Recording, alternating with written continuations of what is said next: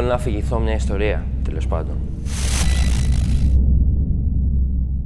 Έτσι λοιπόν ξεκίνησα το 2000 χωρίς να το ξέρει κανένας.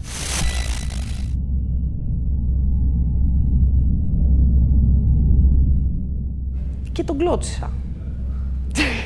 Και τον κλώτσισα όμως με μια τρομερή ευχαρίστηση. Ναι, είμαι πάρα πολύ δονοβλεπτικός και δεν ξέρω τώρα, αυτό δεν είναι νοσηρό, ίσως, αλλά μπορεί να εξελιχθεί. Δεν λέω ψέματα. Αποκρύπτω την αλήθεια.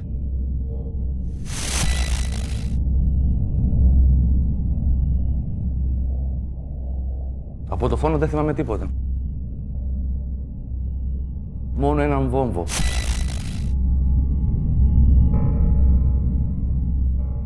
Αρχίζει και λέει η ψυχολογία δεν υπάρχει, η ψυχολογία δεν υπάρχει, 3 φορές.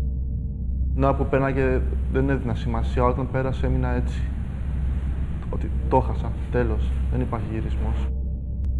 Η εμπειρία μου με μεγάλο ηλικιωμένο κύριο είναι αυτός ο βρωμερούλης κύριος, οπότε καμιά καλή εμπειρία δεν έχω. Δεν με πήγα σε καθόλου όμορφα μέρη. Με πήγα σε άλλα, σκληρά και σκοτεινά.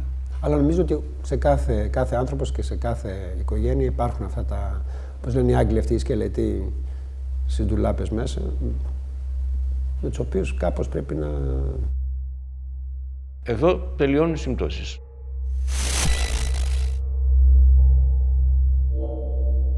Ναι, έχω πράγματα που με πληγώνουν. Αλλά αυτά αντέχονται.